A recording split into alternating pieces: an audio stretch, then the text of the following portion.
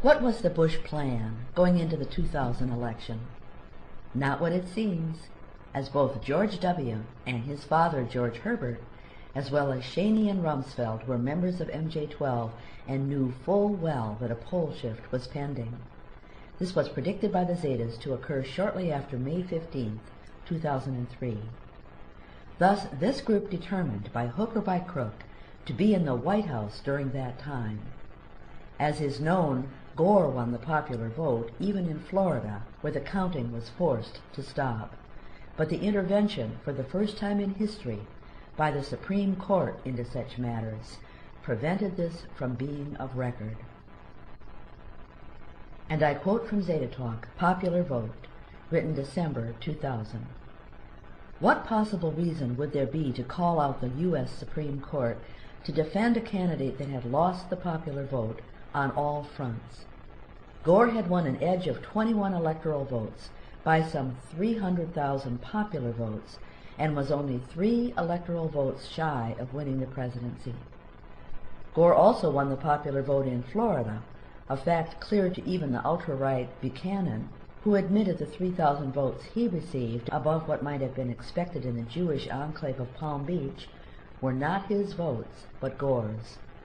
The Florida vote recount was stopped, repeatedly, by partisan loyalists of the Bush family. Where this might have been expected in Florida, controlled by the Bush family, what would cause the Supreme Court to break its long-standing tradition of not getting involved in presidential contests? A tradition that had endured throughout its history. This appeared to be partisanship, that the judges themselves had been appointed by Republicans, as the final vote was strictly along partisan lines. A deep distrust of the new administration will be the result of this action, which will only be understood when attempts to win over the public for new initiatives seem to fall flat. In disenfranchising the American voter, as well as the Florida voter, the Supreme Court did more than express partisanship. They displayed a cold and firm plan by the wealthy elite to survive during the coming changes at the expense of democracy.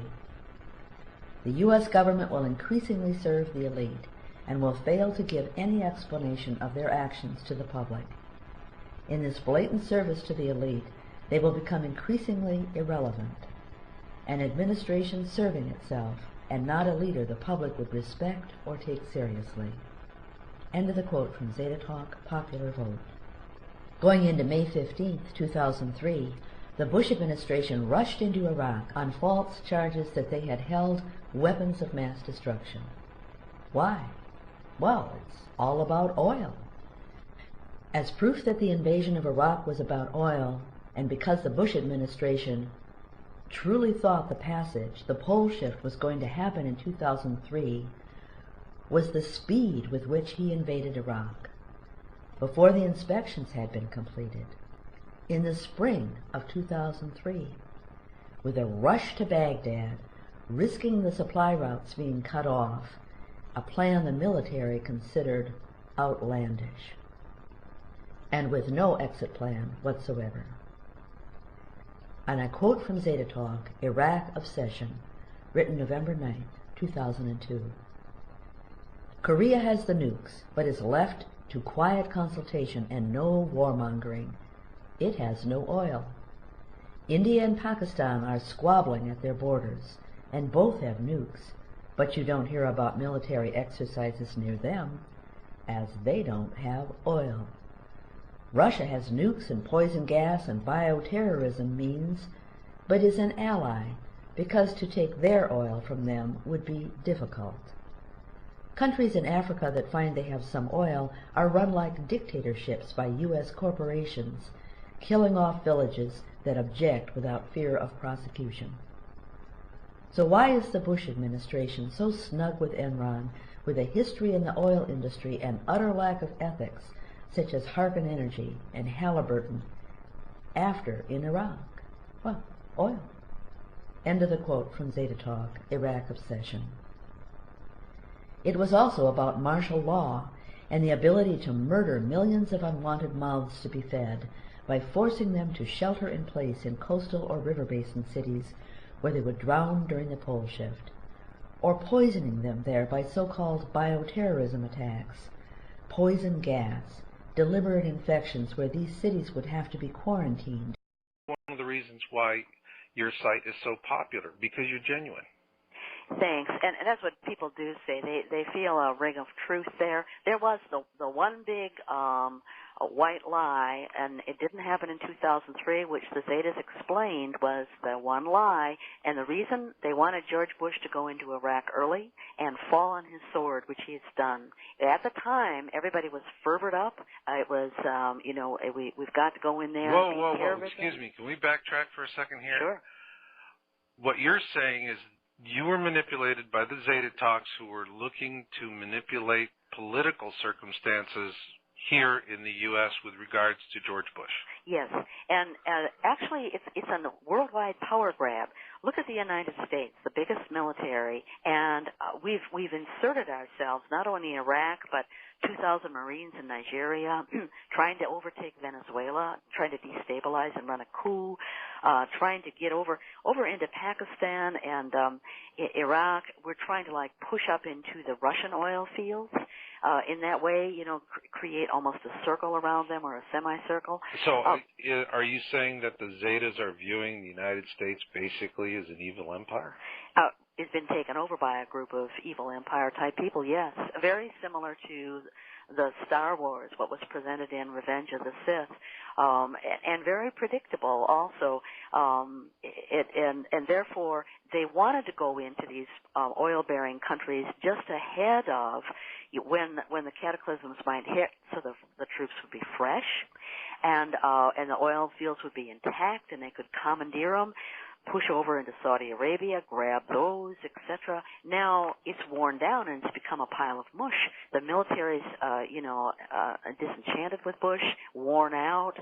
The worldwide public is aware of what was done. And by going in too soon, the timing was off. Now they really thought 2003 was going to happen. We went to level orange during that time. I went on the Lou Gentile show on the 16th and said, okay, it'll be next week. The Zetas said May 20th the 27th, and boom, immediately we were at level orange. We were already running Operation Top Off, 100 different agencies in Canada and U.S., it was supposed to be an exercise, but they were, up and ready. And I actually had government agents coming around my house just prior to May 15th, reeking of the military, reeking of CIA connections. And I can tell you that they're not that clever at how they disguise themselves, although they were trying to pretend like they were just citizens. And they were watching me like a hawk to see if I really believed it was going to happen on May 15th, and I did. I went just about bankrupt. I had $40,000 in charge cards.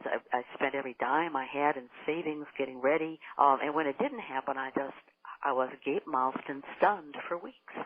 So I did believe it, and I had to believe it in order to have the U.S. government, the feedback to the White House that, hey, she thinks it's going to happen. And according to the Zetas, Planet X was barreling in from the other side of the sun toward us from Orion, and at that time, May 15th, we couldn't see it. It was just literally on the other side of the sun, so they couldn't tell if it was slowing down or speeding up or what it was doing, and went forward. So other than that white lie, which they did for this reason, to tear down the evil empire, so to speak, they have been remarkably accurate. This is kind of interesting. First, I'm curious as to whether or not you're feeling it might bit on the used side. But other than that, if we're looking at this being a ploy, it has to ask the question. Obviously, this created something where it forced a premature move into Iraq.